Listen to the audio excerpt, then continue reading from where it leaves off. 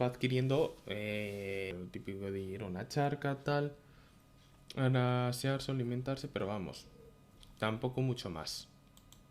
Luego ya tenemos aquí géneros como Ambulocetus, que representan animales que ya sí que eran anfibios, como veis, ya con una estructura del cuerpo mucho más adaptada a Una vida acuática. exactamente una vida acuática, como bien has dicho, Tom Neuro. Vemos que ya tiene un cuerpo más adaptado a poder nadar. Mm, Sí, sobre todo veis las primeras evoluciones son como en muchísimos anfibios, que empiezas a tener las patas más palmeadas Claro, en el exactamente, extremo, para poder desplazarse tal. sobre el agua. Claro, eso es. La cola a lo mejor también empieza a ser un poco más plana o un poco más tal para Así ayudar a es, así es. empujar, pero es algo que va ocurriendo muy poco a poco. Y luego ya Mm, las últimas adaptaciones, que también volvemos a hablar otra vez de una convergencia evolutiva, porque cuando tú ves ahora los actuales cetáceos y tal, tú lo ves y dices, ah, no, pero es que las aletas de un tiburón, por ejemplo, o de cualquier pez, son muy parecidas a las de una ballena, ¿no? A mm, las de un delfín. Claro, porque se están adaptando al mismo medio. Entonces, las estructuras de los mamíferos se fueron convirtiendo poco a poco, hasta adaptarse a la mejor manera mm. para nadar. Y la evolución ha hecho que las mejores maneras de nadar sean con las aletas. Pero si tú miraras en una radiografía cómo es una aleta de cualquier cetáceo, es los mismos huesos que tenemos nosotros en la mano, porque Mm, venimos de esa misma evolución, ¿vale? Somos mamíferos y tenemos esa misma estructura ósea, modificada en el caso de las ballenas para que tenga esa forma de aleta, pero no deja de ser a nivel de huesos igual que lo nuestro. Quiero decir que se puede comparar, que se puede ver que hay una evolución y que efectivamente todo esto es verídico y hay evidencia científica, que no es un invento, jolines. por supuesto. Muy importante eso. Aquí tenemos una reconstrucción del tamaño de Ambulocetus comparado con un ser humano. Es que estos ya son bastante más grandes, como podemos observar. Ya tienen una forma mucho Sí, más adaptada al adaptada al agua. agua. Que claro, ya se nota un montón. Ya se va viendo la forma típica de un cetáceo, tanto de ballenas como delfines. Ya se empieza a vislumbrar mucho más y ya visualmente es mucho más fácil de notarlo. Sí, de relacionarlos unos con otros. Exactamente. También el tamaño se va haciendo más grande. Pensar que en el Claro, agua no importa si eres un bicho gigante, porque tiene la densidad y todo esto hace que mm, puedas hacerlo. exactamente. Que usan el esqueleto de un Ambulocetus. ¿Ves? La reducción Mm, sí, aquí en esto se ve sí. aquí la reducción del húmero y todo esto. Esto Mm, también está en los cetáceos actuales, lo que os decía, se va adaptando todas las extremidades para poder ser lo más óptimas posibles para vivir en el agua. Igual que ocurre incluso con las ranas o los sapos a día de hoy, que son anfibios, pues este sería un bichito pues muy parecido a lo que hoy tenemos hoy día. exactamente. Vive en la tierra, pero también está muy adaptado a poder estar en el agua y poder nadar y todo esto. Por supuesto. Eso es súper importante. Es una ilustración de un Ambulocetus nadando en un lago. Es como ya se podría Mover. mover con mucha más facilidad en el agua. Y un esqueleto en Pachycetus montados junto al de un Ambulocetus. Ah, pues claro, ya se nota que el tamaño va siendo Que ya hay un mucho más grande. aumento de tamaño. Pachycetus, comparado con el Ambulocetus, claro, se nota el crecimiento del tamaño. Mucho, mucho más grande ya. Cetus, construcción. Estas son las imágenes que habíamos visto antes. Comenta aquí el artículo que, bueno, Ambulocetus solo conoce una sola especie, Ambulocetus natans, y medía unos 3 metros de largo. Y que sus patas traseras están mejor adaptadas para la natación que para caminar sobre la tierra, que nadaba de arriba abajo como las nutrias y ballenas. Ya se va viendo aquí un poco las características típicas de cetáceos. Era capaz de moverse entre agua dulce y salada y no tenía oído externo.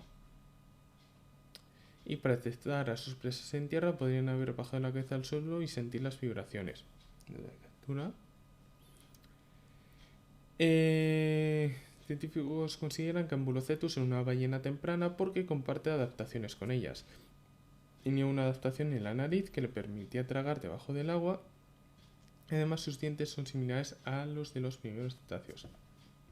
Es eso, el propio proceso de evolución, pues aquí se va mostrando con las diferentes especies que han ido existiendo.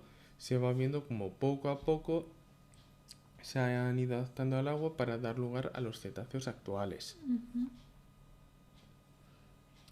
Comenta aquí en el propio artículo que los propios fósiles de Ambulocetus fueron también hallados en Pakistán y vamos, cuando en una región costera que bordeaba el antiguo mar de Tetis.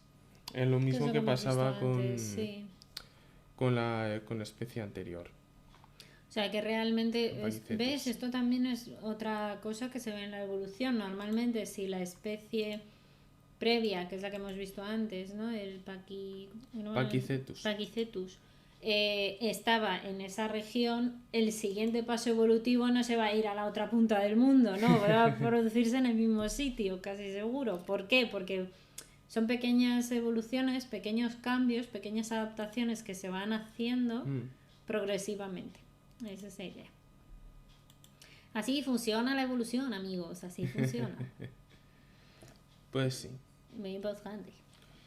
Y luego tenemos que comentar la otra especie, Basilosaurus, que nos comentaban aquí que era la primera especie que se había visto que ya tenía una vida similar, acuática, como las ballenas actuales. Aquí vemos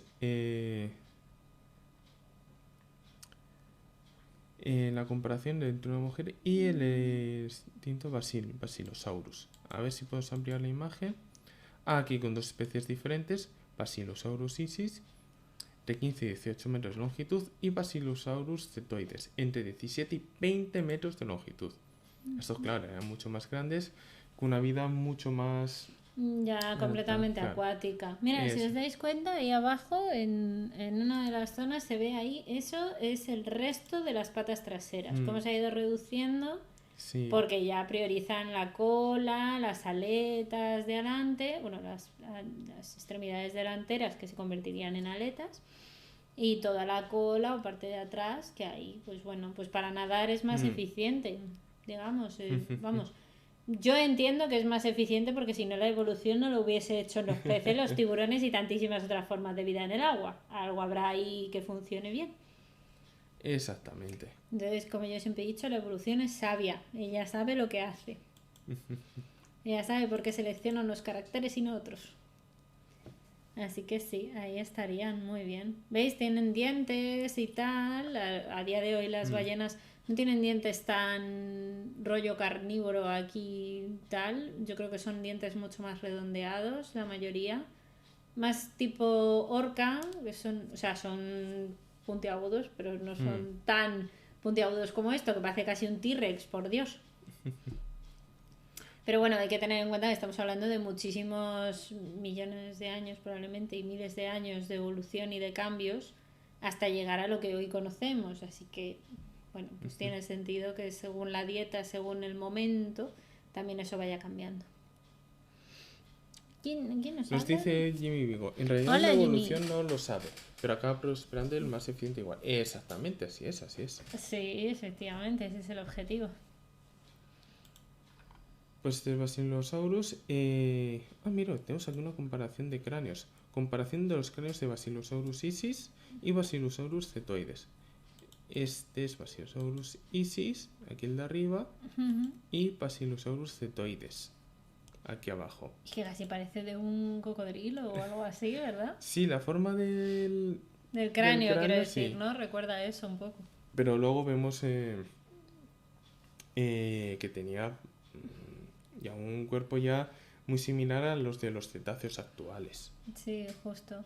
Pero bueno, mirad, otro ejemplo de que efectivamente incluso la adaptación al agua tiene sentido que pueda llegar a parecerse a los cocodrilos o cosas así, porque esa adaptación a tener un Claro. morro más largo, a Sí, poder... la propia convergencia. Claro, la propia convergencia del propio medio está ahí. Tenemos Este sería, un imagino, fósil todo el que es del resto. sí, de un miembro posterior. Ujú. Claro, ya se va reduciendo muchísimo. Fijaos Claro. el tamaño. Nada que ver. Exactamente. Nada que ver. Mucho más reducido. Normal. Y pues así, bueno, hallazgos de huesos. ¿Esto dónde fue? Veías en Egipto. Anda, se encontraron aquí, qué bueno. Una reconstrucción de Basilosaurus cetoides. Ya, con lo que vemos es un cuerpo mucho más alargado, ya mucho más similar a los cetáceos actuales.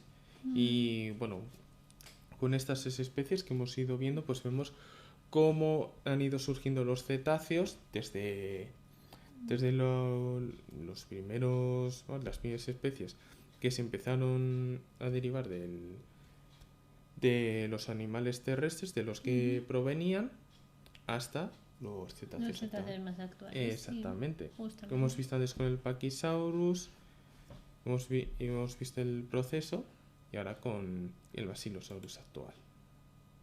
Ahí El Valle de las yacimiento. Ballenas. ¿Qué tenemos por aquí? Un supuesto esqueleto. de hidrarcos de 35 metros de longitud, que se acabó descubriendo que se trata de un montaje de huesos de al menos 5 fósiles diferentes de Basilosaurus. Toma ya.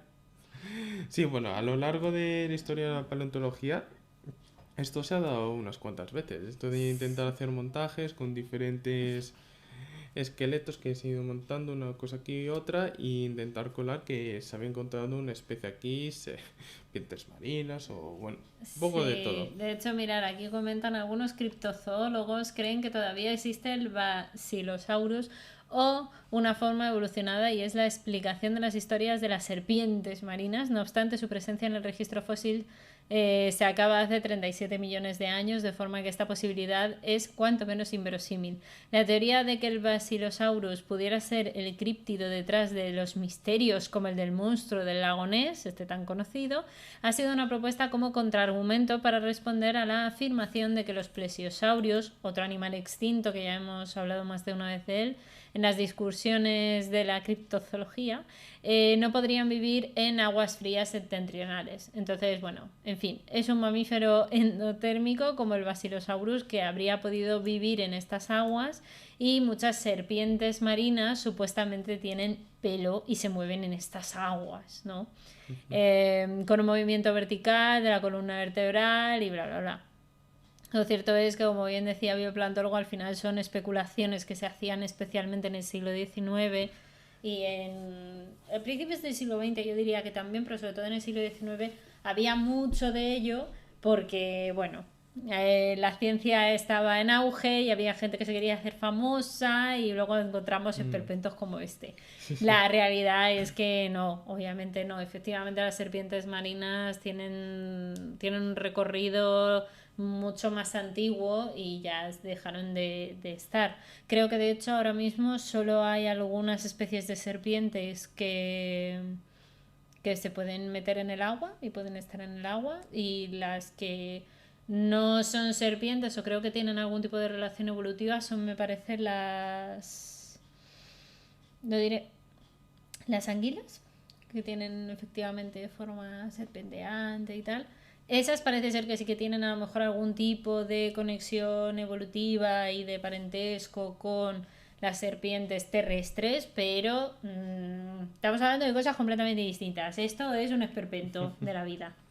Pero bueno, de esto efectivamente, como ha dicho Bioplantólogo, hubo mucho en su momento, había muchas especies incluso de seres humanos, hacían composiciones extrañas con parte de un gorila y luego una parte de humano y te decían que eso era nuestro antepasado de no sé qué. Sí, eso también en pasó. Fin, había muchas cosas de esas que no son reales, evidentemente, pero la imaginación y la creatividad estaba. ¿Qué queréis que os diga? Antes no había nadie que te llegara y te hiciera un análisis genético y dijera, amigo, esto no es así. Ahora ya no pasa, obviamente.